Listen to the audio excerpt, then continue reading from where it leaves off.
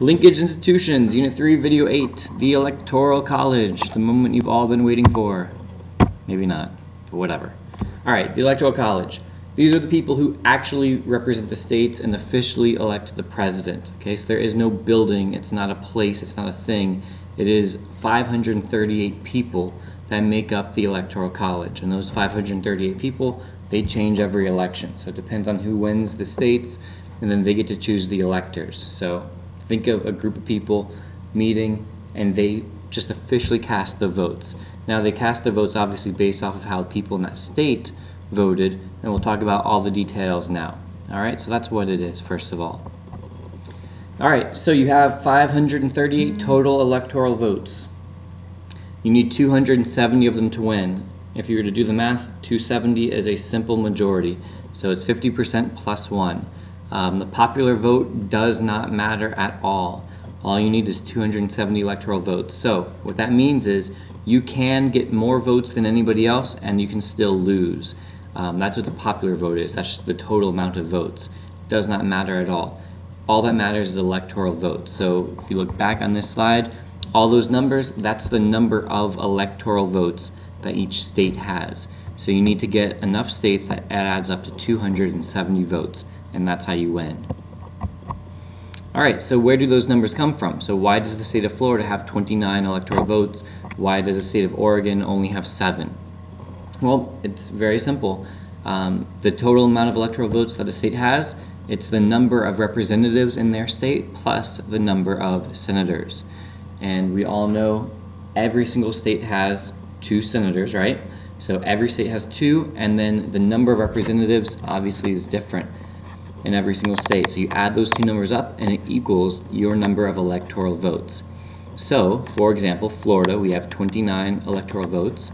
Obviously we have 2 senators, so that means that we also have 27 representatives. All right, so that's how that number is chosen.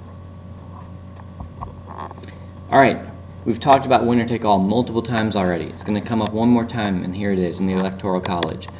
Every state except for those 2 pink states, all of them are winner take all, meaning all you have to do, and these numbers are old, so don't pay attention to them. That's why Florida's only 27. This map is old, but the pink states are still correct. The only way you get any electoral votes is that you have to win the most votes in that state.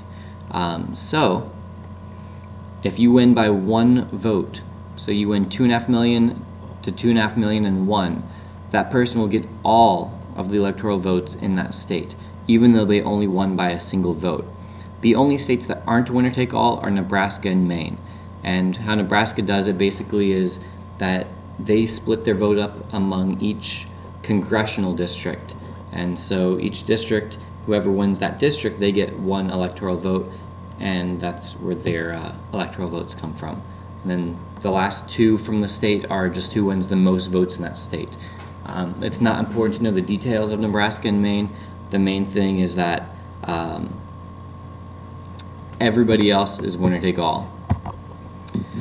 All right, one of the reasons why we're going to have the Electoral College for a while is because small states are overrepresented. Now, I know that that sounds odd, because when you look at the states, you see, California has 55 electoral votes, and Florida has 39, and Texas has 38. So how on earth are we saying that small states are overrepresented? Well, this chart hopefully is doing a good job of kind of showing that to you. Wyoming, that is our smallest state in the country. They have a population of between 500,000 and 600,000 people. That's it. But they get 3 electoral votes in their state. The state of Florida, we get 29 electoral votes, but we have over 21 million people in our state. So what that actually means is happening is that their electoral votes, they're actually being overrepresented. The ratio of people, their population, compared to the amount of electoral votes that they have, it's the best for small states. And if you can look over to the left, Wyoming is the most overrepresented, followed by Arkansas, Vermont, and other similarly small states, whereas the big states, look all the way to the right of this chart, California, New York, Texas, and Florida, we are the most underrepresented. I know it sounds weird, but small states are definitely overrepresented in the Electoral College. They have more influence than they would if it was just straight popular vote. All right, so what is the strategy, though, of the candidates. And they don't focus on those small states because states like the Dakotas, North and South, Montana, Wyoming, they only have 3 electoral votes each. Idaho, Maine, states like that, New Hampshire, they have 4. So what's going to happen is they are going to focus not just on big states, but states that are both large and competitive. So California and Texas are states that candidates generally do not focus on because California is strongly Democratic. They vote Democrat in every election. So Democrats aren't going to waste much time running there because they already have that state won.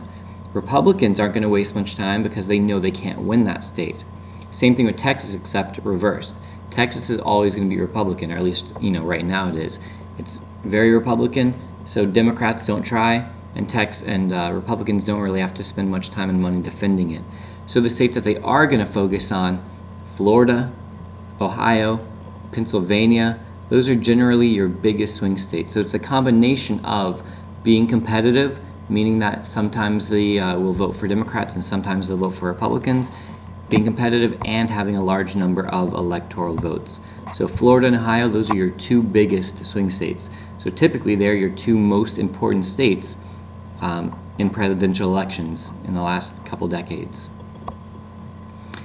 All right, well, what happens if nobody gets 270 votes? Again, this is extremely unlikely. It's only happened one time in American history. It happened in 1824, which some of you guys might remember. It led to the corrupt bargain. But all you guys really need to know is that if nobody gets 270 electoral votes, then it goes to the House. And the House of Representatives, they decide the election. Each state gets 1 vote.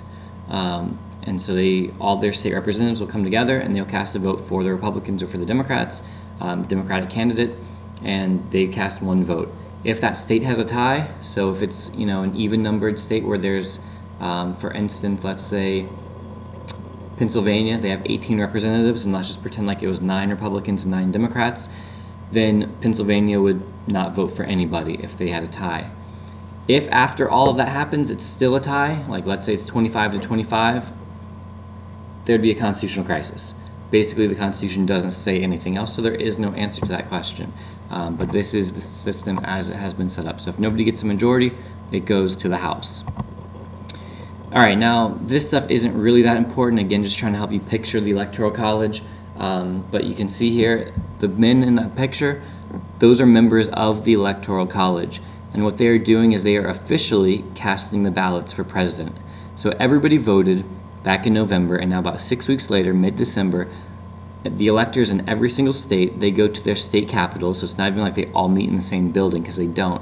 So ours go to Tallahassee, so on and so forth throughout the country, and they cast official ballots. You can see on the right what it looks like, where they are certifying their ballot for, in this case, that one was for Obama and for Biden in 2012. And that, you can see the date, December 17th, so again, about 6 weeks after the election, this is what happens, and that's when the ballots are officially cast.